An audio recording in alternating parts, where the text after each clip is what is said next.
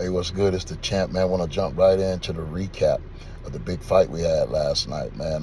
Daniel Dubois shocks the world and stops Anthony Joshua in the fifth round. Uh, man, I just felt that, right from the jump, I knew the fight was getting away from Anthony Joshua. I said that if he didn't come in the fight with a real serious focus on really boxing, establishing that jab and stand behind that jab with a little rhythm, that this was the type of fight that if it came to a heart check, which it came to a heart check real early in this fight, that, it favored the Bulls all the way. I thought that the AJ that we had been seeing with that type of confidence, you feel me, and control would have at least gotten off to a good start.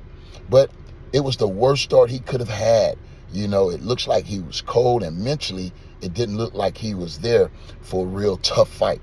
And I said it on Tarver's tape that AJ had been having it his way for the last 2 years. He really hadn't been really challenged. You feel me? And when you look at the flip side, Daniel Dubois' travel from the last 2 years, he's been in some of the toughest fights against some of the more proven fighters.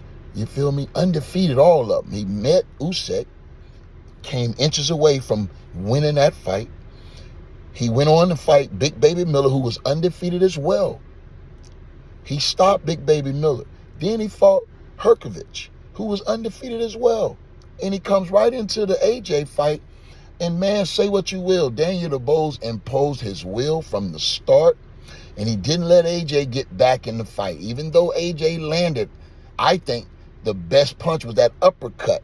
Right before middle of the fifth round, he landed an uppercut that froze Dubois for about 12 seconds. He didn't throw nothing. And I was saying he hurt. But AJ, he put on a poker face then, because AJ did not respond like I thought he would. In fact, he landed that right hand, hurt Dubois, and then he got reckless. He threw an uppercut, which was another cardinal sin. You just don't do. You don't throw an uppercut from outside. Rushing in. We've seen other guys get knocked out the same way. You feel me? The same way. Running in, getting clipped, boom, with the other guy back to the rope, throwing an uppercut from outside. And it happened last night, Dubois, and he didn't load up. He just dropped that right hand that was right there on the availability. Boom. A short punch. Couldn't have been 6 inches. But because AJ chin was high and he was coming in with his body weight in motion, he was timed perfectly. And it knocked him out cold, man. And it looked, I've seen that look before. You feel me? Trying to get up and your legs just ain't working. You know what I mean? He was counted out. And Dubois, man, with a shocking finish. And this man sits now, the IBF heavyweight champion of the world.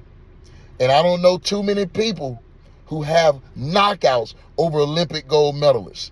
That's crazy. With Usyk being the next. Can you imagine him and Usyk having a rematch after that controversial low blow? Woo, man.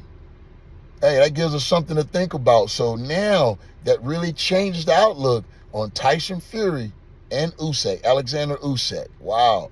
Because if Usyk can win that one and then, fight my man Dubois, that's gonna be for all the marbles. All the marbles if Tyson don't, turn the tide. So that's coming up, man. So that's coming up this year. So I'm looking forward to that one.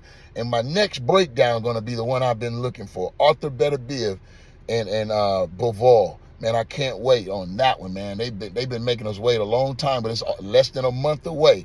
So that one will be the next Tarver's Take. So don't miss it. There you have it. You've been listening to the recap of the big fight. Anthony Joshua and Daniel Dubois, with Dubois stopping AJ in round 5. Until the next time, stay tapped in. I'll talk to you then.